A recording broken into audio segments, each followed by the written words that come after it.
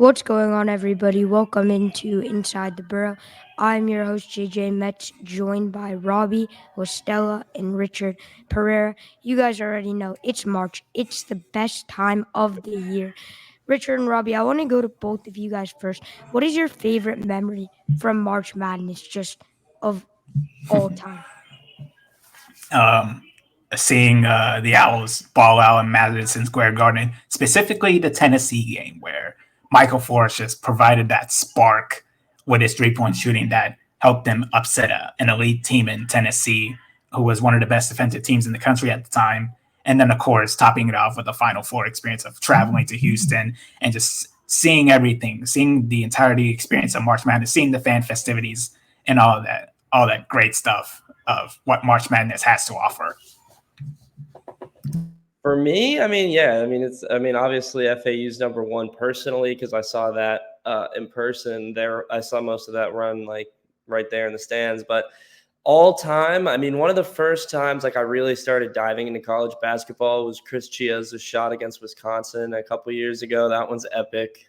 We saw there was a shot like that last night. North Alabama hit one like that in their conference tournament. So those type of shots are awesome, and hopefully we'll see some buzzer beaters this year.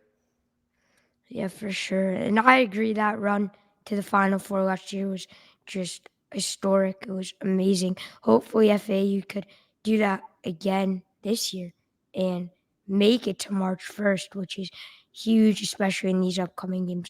But last week, FAU had a win. They played against Tulane, and FAU was up 18 points in the second half and kind of let Tulane creep back into the game and didn't hold their lead to the amount of points that they were up at. We've seen FAU blow leads before. What really hurt them, the San Diego State game, where they blew a 14-point lead in the Final Four. And, keeping those leads is huge. Robbie, what does FAU have to do to maintain these big leads so they don't see what happened to them last year in the Final Four happen again? I think it's just about offensive consistency throughout the game. They're a very spurtable team, so there'll be different parts of the game where Vlad will be just every possession finding the ball, dunking it in the hoop, or another stretch where it'll be Jalen Gaffney and Nick Boyd hitting a stretch of triples. Rather than that happening in spurts, it's tough to just say, yes, they need to have that happen throughout the game. But in reality, that's what needs to happen is the offense, the shooting specifically alongside Vlad's productive play in the paint just needs to find its way to just level out around 35%, anywhere from 35, 40%, which is asking a lot. But if they can shoot that from three consistently, I think that would go a long way and help Vlad also continue to be better in the paint if they have threats on the outside as well, which they do. We saw in the game against Tulane, and just got to keep developing it. Speaking of Vlad, he had a great game versus Tulane, and he's had 4 straight 20-point games. Richard, just talk about Vlad and what you would like to see the Owls keep doing with him, because clearly it's working with the last 4 games as he scored 20-plus points in all 4 of them. Yeah, definitely. Vlad Golden's been absolutely incredible. In his last 6 games, he is averaging 19.8 points, 6.3 rebounds, and 1.3 blocks on 64.7% shooting from the field, and doing great from the free throw line as well, making 73.8% of his attempts at the charity stripe. So it's pretty clear that he stepped up big time for the Owls. Like as we mentioned in the last episode, he was 9 of 9 from the field against Memphis. So it's pretty clear that he has stepped up throughout this past stretch of games with his offensive output and just being aggressive on the glass and getting blocks wherever he sees fit. Like having that type of performance from Vlad Golden on a game-by-game basis, it's very important for FAU to have, especially when Janelle Davis, who hasn't been at his best lately, who's looking to bounce back in this final stretch of games in conference play, as well as Elijah Martin, who hopes to keep his great stretch for the most part of just being aggressive in scoring, getting inside the paint, crashing the glass. You just want to see your best player shine, and Vlad Golden has been that player for FU throughout this past couple of games. For sure, and as you mentioned, hopefully we can get John L out of that slump and keep Elijah, going, because he's been on a good stretch the last few games, and when he's playing good, FAU, the team, it makes him that much better. So that's definitely huge. And as you mentioned, Vlad Golden has been the best player. And, you know, something I also want to keep seeing him doing is dunking when he's inside of the paint instead of laying it up, as well as you, Richard. Moving the topic over, switching sports, FAU baseball. They're playing not bad baseball right now. They have lost, I believe, they've lost 3 of the last 6. But they did just beat Stonehill 2-1 in a series, and they lost to UCF and North Florida back-to-back games. Richard, just talk about this FAU baseball team. Like, what do they have to keep doing to maybe re-see the success that we saw in the Vanderbilt series, where they played very well and stop this little slump that they're on? Yeah, it's been quite strange for FU baseball this past week, losing to UCF and North Florida, which is really the worst defeat considering considering the team was up against them before North Florida just pulled away in the end. It was quite shocking to see that game wind up the way that it did, especially at the end. And then you see Stonehill, who is only in their second year as a Division I program, having before then having a couple of decades as a D2 school, as a D2 program for them. This is their second season as a D1 team, and while the first game was very convincing, we shut them out. The Owls shut them out 6-0 in the series opener. Stonehill then proceeds to get a 3-2 upset on the team before, and we're on route to pull off another upset before Spencer Rich and Jalen DeBose decide to go off with a spectacular 7th inning where the Owls just dropped 15 runs en route to a 20-7 win. Like, what has been effective for the Owls so far has been their starting pitchers during the weekends, like C.J. Williams, Trey Beard, Tyler Murphy. They've done a great job being the starting pitchers on the mound during the weekend. And when it comes to the relieving pitchers, I see Brian Boley, I see Danny Trehe, and like those guys, they have been great for so far for the Owls. I think it's at the matter of seeing the other relievers step up, especially during the midweek games where against UCF and North Florida, it just didn't have the same impact. The Owls just need to figure out how to replicate the impact that the starting pitchers during the weekends have to the starting pitchers that they play during the midweek on Tuesdays and Wednesdays. Well, the game against North Florida was a Wednesday game. It was the only one on the schedule. It's just Tuesday games from here on out. But at the end of the day, they just got to find that rhythm that they have during the weekends and transition and apply that to the midweek games. Danny Trehe, Richard, you mentioned him. He's a guy, 9 1/3 innings pitched, 6 hits, 16 strikeouts, 2 walks out of the pen. I mean, they put him in after the starters, and he comes in and he shuts the door. So those middle innings, the Owls have been really solid. Ostrander as well. They just got to find a way to get some of that middle pitching over to the late side of it and close out ball games, as we saw that was a little bit of a struggle in the Stonehill series. And then, outside of CJ Williams, get the starters, pitching a little bit longer. CJ Williams has been able to go 7 innings twice, which is huge for the Owls and something they'll look to build on going forward. Yeah, and when it comes down to it, their next series, FIU, in-state rival, they have 4 games against them. 3 of them coming this weekend, with the last one going on next month. FIU, they've have a similar record to FIU, albeit slightly better. 8-5 start with wins over Long Island, Bethune-Cookman, and Notre Dame, and 2 wins against Seton Hall. So FIU has shown themselves to be off to a decent start with 2 batters batting over 400 and with a couple of home runs to show off. Like, they have 21 home runs this season, so they love getting their homers out of the park. So FIU, the bullpen for FIU has to be on it this weekend for Friday at home, Saturday at Miami, and then topping it off with Sunday back home. Definitely should be an interesting series for FAU baseball, playing their old rival in FIU again. And these teams, remember, first year in baseball. They're out of conference, so should be a good series. Both teams are above 500 and, excited to see it. So make sure you guys tune in. Now, switching it back over to basketball. FAU has 2 games this week, North Texas and Memphis. And, the big question about FAU is, are they in?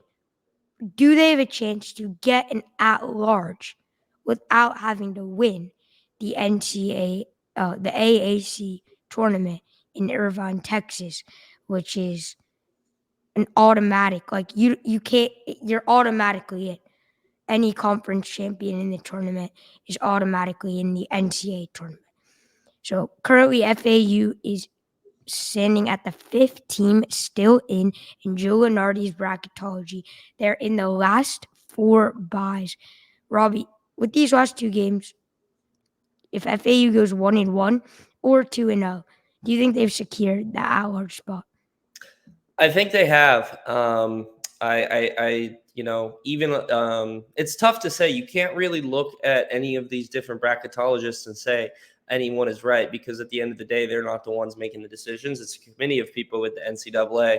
But I do believe that the Owls have put themselves in a good position to where even if they lose one of these games, I think they would still receive an at-large bid. 2-0, I don't have any doubts. 1 loss, it gets to be a little hazy to where you're there on Selection Sunday if you don't win the AAC tournament and you're on the edge of your seat a little bit. So you want to see FAU go 2-0 and put any questions to bed, but I do think 1 win will get them in. It would just be it'd be an edge of the seat type of selection. I think no matter what you do in these last 2 games, you have to make the finals of the AAC tournament. At least, even if you go 2-0, I mean, that would only mean FAU has to win 2 games in the tournament with the double bye as their top 4 seeds. But it'll definitely be interesting to see. FAU, huge game tonight. Huge game. And in a game where FAU is 1.5-point favorite. So this could go either way. And playing in North Texas is one of the hardest places to play in the pit. Luckily, FAU beat them the last time they played each other in the pit last year. But North Texas, they're on a bit of a 2-game win streak, and they're a really good team. Richard, what concerns you the most for FAU when you look at that North Texas team? Well, first off, they're finally healthy. They got back Reuben Jones and CJ Noland. Like Reuben Jones, he was out for a good chunk of their conference games. He missed 11 of their first 13 with a hamstring injury. He's now, since his return, he's averaging 17 points and 6 assists. And because of that, they hit 80 points in back-to-back games. That's the first time since 2012 that they've been able to do that. So it's pretty clear that Reuben Jones has been a key part to their offense that they've been missing for quite some time. Sure, they've been relying a lot on their elite defense, which is the best in the American and a top 10 in the country. But having Reuben Jones back in their rotation to be a key scoring option to help their leading scorer, Jason Edwards, it's pretty clear that he's been important to them so far since he came back. So with this set of games, Jason Edwards, you just got to figure out how to stop him. He's starting the American and scoring 18.6 points a game, and then you look at John Bugs III, who is an elite from deep. You just got to stop him as well, and then just battling them on the glass and just finding the best shots as you can against a defense like North Texas. Definitely. And as you mentioned, North Texas, one of the best defensive teams in the country. And they're a very slow team. They're like 361st in adjusted time, which means they are one of the slowest teams in college basketball. And that's something that's going to hurt FAU.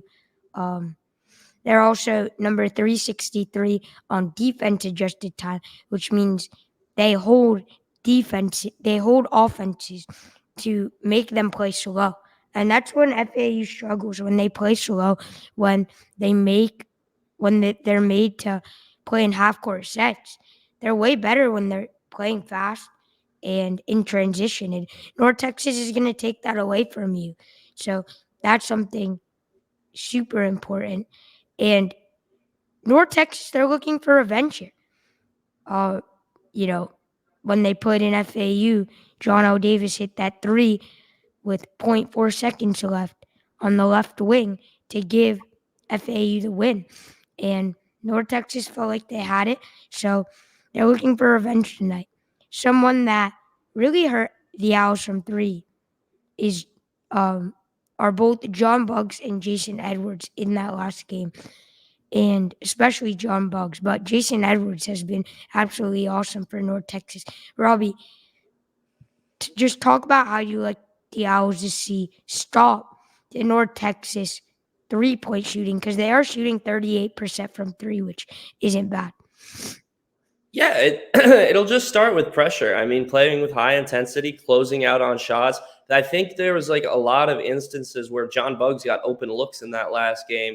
And it just comes down to closing out on those shooters and forcing and really just forcing them to try to go into the paint, which won't really work for them because they're a little bit undersized. They have Sissoko and Allen, and they don't have that type of physicality against Vlad to compete. So if you can try to force UNT to get that ball down low and make them compete that way, I think it'll bode well for the Owls. But at the end of the day, it just comes to closing out on shooters and trying to get when the shot clock is winding down, since UNT likes to hold it for most of it. Try to force the ball to be in someone's hands besides Edwards or Buggs, whether that be Allen, whether that be another guy, Reuben Jones, whatever. You take your odds with Reuben Jones over Edwards, in my opinion. Most definitely. I definitely agree that I mean, Jason Edwards, one of the most scariest players in college basketball, averaging 19 points a game. Can I get both of your guys' predictions for this game? It's definitely going to come down to the wire, and both teams are super, super good. What this recent stretch of games against North Texas, between FU and North Texas, have shown is that it's going to be very close. Like, it's very hard to see a blowout when you see a offensively talented team like FU, then you see a defensively talented squad like North Texas. So I expect the result to still be very close, within 6 points or less. But I think FU, there's a lot at stake for them for tonight's game. They need a win to clinch a top 4 spot in the American, to give themselves the buys to the quarterfinal round. And they just need great performances from Golden, Janelle Davis, and Elijah Martin. And of course, the key guys in Jalen Gaffney, Brandon Weatherspoon, and company.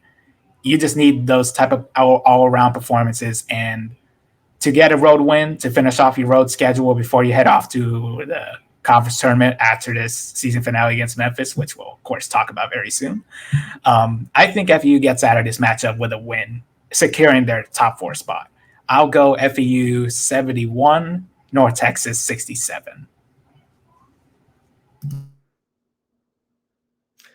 For me, I'll go FAU 70, UNT 64.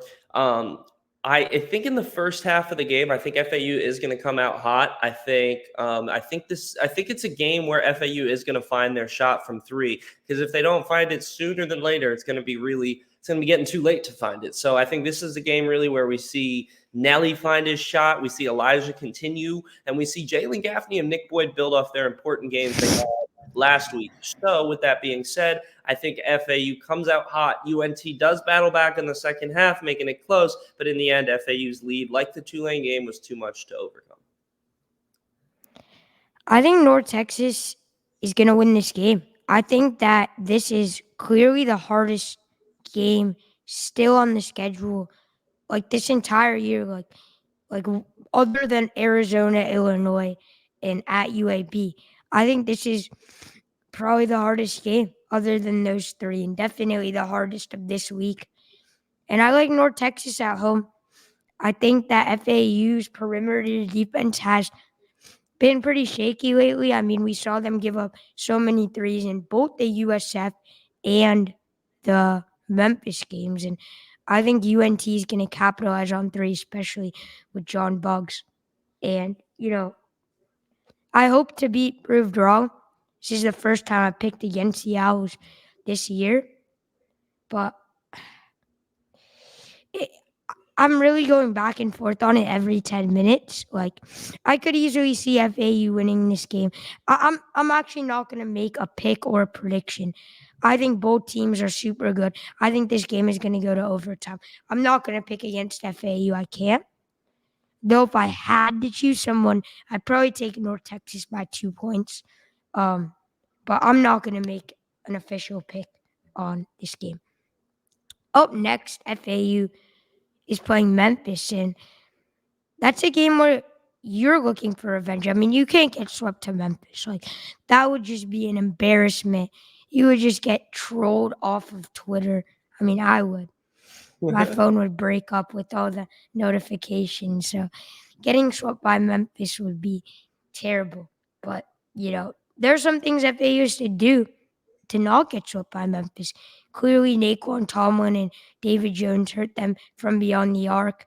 And we relied on Vlad a lot in that game because they didn't have Dandridge, their center, so they put Jordan on Vlad, which is a good matchup for Vlad against Jordan. If they use up 7 points in this game and also blew the lead. Now, granted, they were down most of the second half, even though they were up 7 in the first half and up 1 at halftime. I really want to see the Owls be more reliant on John L. Davis. And that's something I've been saying all year long, to feed John L. Davis, because, I really think, like, especially from the 3-point shot, just let him play point guard. Let him take the ball up. Let him have a touch on every possession. But stopping this Memphis offense is going to be hard. As I mentioned, Naquan Tomlin and David Jones, both those players, super, super great players, especially when Javon Quinterly is on. They are a lot better. And Memphis and Joe Lenardi's bracketology is in the first 4 out. So this could be a tournament. Like, this could be the winner could be like in these bracketologies, and the loser could be sort of out of these bracketologies, as one is in the first 4 in and one is in the last 4 in. So, sorry, first 4 out and one is in the last 4 in. I want to ask you this, Richard. This Memphis team is hot. They beat Charlotte by like 20. They beat us while they were underdogs, and they came back by like 20 versus UAB. What is going right for them right now that you see? And what is the biggest thing FAU has to do to stop that? Yeah, when it comes down to it, Memphis, as you mentioned, they have been on a roll. They've won 4 straight, have propelled themselves back into the conversation of being a top 4 team in the American. Right now, they're closing in on a top 4 finish in the AEC standings, and mainly because of David Jones. He's a top 10 scorer in the country. He'll drop 20 in his sleep, 30 if he really wants to. But what's been really important for them is Naquan Tomlin, who was key to them getting the win over FEU the last time the FEU Famous faced them at FedEx Forum. So you just need strong performances defensively against David Jones specifically. If you're gonna take out Memphis, you just gotta limit their scoring, especially David Jones. I think you would need a lot of athleticism to keep up with David Jones. So I would like to see them experiment a little bit. Like, if you're gonna defend him like relentlessly, you're gonna need some speed, athleticism, and long arms to guard somebody like David Jones. And I would like to see Brandon Warren get some chances on him, because he has the speed and the length to match up with David Jones. Like, to just disrupt his shots, to like disrupt his rhythm, just make him feel out of sorts, so he doesn't get any offensive momentum that gives the Tigers any chance of winning Saturday afternoon, which is, of course, is the conference finale for both FEU and Memphis, and it's a home finale for FEU, which is a lot at stake, because I would expect for a season finale for FEU at home, I would expect the BURROW to be quite packed. And I'm really happy that the FEU athletics media decided to say, wear red, everybody. And yes, I would agree with that sentiment. Wear red. Or flamingos. Yes, and flamingos too. Like, get as many flamingos as you can to the Burrow, all the flamingo costumes you can buy. Just share them out to everyone because this game is going to be big. It's going to be broadcast on CBS. You got a marquee matchup, a rematch of March Madness. We already had the rematch at Memphis, but now it's coming to the Burrow. And I expect a lot of FIU fans to be very excited for Saturday. David Jones is definitely a world-class scorer, as you mentioned, and stopping him is huge. Something that really helped FAU beat Memphis in the tournament was Giancarlo Rosado, and he was super good in that Memphis game. I believe he had 16 points, and we didn't have to rely on Vlad as much as we did in the last game, where he was touching the ball in every single possession. How important is it to get Giancarlo Rosado going, Robbie, in this game to take some of the workload off Vlad? It could definitely be an idea for FAU to implement. I mean, he's definitely getting to a point now where he's almost back to 100%. And like you said, he had success against them. Although it was different players, I do think he could have that similar success against this same Memphis, this new Memphis team. Just because the fact he's so athletic in the paint and he's bigger than Jourdain, who they'll throw at him. Or Tomlin. So he can provide a little, and he can space the floor a little bit to possibly when Vlad needs to go off the court, FAU could try to get their shooting going when Giancarlo's on the court because he's able to pass the ball and he doesn't have to be down low. He can be in different places to try to facilitate. So I think it's definitely an interesting approach for FAU to consider and possibly get Rosado going in the last game of the regular season before the tournament because we know how important he is all around when he's 100%. So I definitely think it's something for them to consider. And if they do it right, I think it could help them win. I 100% agree. G is a huge piece to our team. And since the injury, he's been a little off, but hopefully he gets back because Carroll is out. Rosado is someone you got to look at. And, Brendan Laurie isn't at his hottest point right now, especially. So, and especially with Gaines having that minor injury too.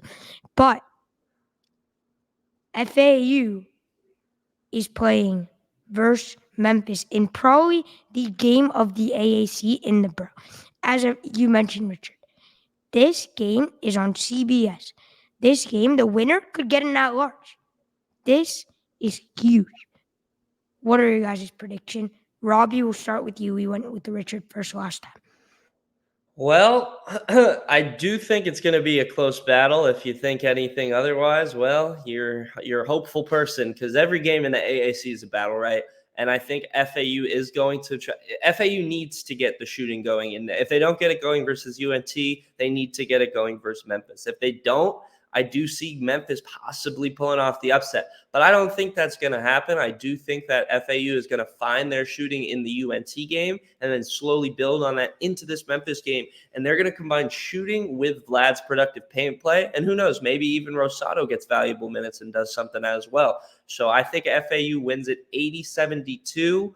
I think Memphis leads at the half and FAU comes out in the second half with a huge second half and the fans go crazy and they go into the AAC tournament riding high. But who knows? It's going to be important for them to get the shooting going. Otherwise, like I said, Memphis could win. Yeah, this is the type of matchup I wish both teams were ranked heading into this matchup. It would have been the game of the season for FAU. And unfortunately, they're not ranked. They were ranked, but, a couple of losses prevented them from staying in the top 25 of the AP poll, even though FAU is still receiving votes, but I digress. When it comes down to it, this game is extremely important. Like, if you ask me about the last game against Memphis, I would expect a loss on the road. But this game, I'm expecting a win. And maybe a potential court storm if the Owls do beat the Tigers. I hope. I understand if there's not going to be a court storm, but hey, anything can happen in college basketball. And if there's a court storm at the Burrow because the Owls beat the Tigers in a March Madness rematch, hey, I'm happy for it. And when it comes down to it, this game will be close, but I do believe the Owls will prevail in the end with big performances from Jonell Davis, Elijah Martin, and Golden, with maybe a potential surprise performance from Brian Gringley, who needs a big game after having that rough stretch of games with a couple of 0 point performances and not being as effective from three as he could be because he is a great 3-point shooter, and he's due for a big performance very soon. So, and of course, Giancarlo Rosado being impactful off the bench with his post game, that is also very needed. So give me the Owls. FAU, Owls 77, Memphis 72. Speaking of a court storm, Will definitely be trolling of that. No. All these Memphis fans, Will in specific, will definitely be trolling us. But something that I think this Memphis team is super overrated. I don't think they're good. I think FAU has way more talent than them, and I've been saying it all year. But all their fans changed the names and profile pictures to God got us, and you can never go against God. So that might be helping them with the hashtag God got us all over Twitter. And David Jones himself changed his name. Their quarterback Seth Hannigan did too. So. But I, with all jokes aside, I think FAU is just going to absolutely dominate from the perimeter from three. I think they're way better at shooting the three than Memphis. And, I think something that FAU has to go back to is shooting the three. You have a 50% free throw shooter and John O. Davis on your team. And the fact that he's not getting enough chances as he should is unexcusable. So I want them to keep shooting three. Nick Boyd, give it to him as well. He's good at three. And we need to get the crowd going. That Elijah Martin dunk in the home game versus SMU just fully got the crowd going. Do something like that. Do a insane drive dunk post up like Elijah Martin's poster dunk inside the lane. Get the crowd going. Like, this game could solely be relying on the people in the alley. So, be there. I want to see some flamingo sections, some big flamingo sections. So get those flamingo costumes in. If not, if you don't have those flamingo costumes, wear red. That'll do it for today's episode. Thank you all so much. See you guys in the next one. Go Owls. Yep. Go Owls and wear red.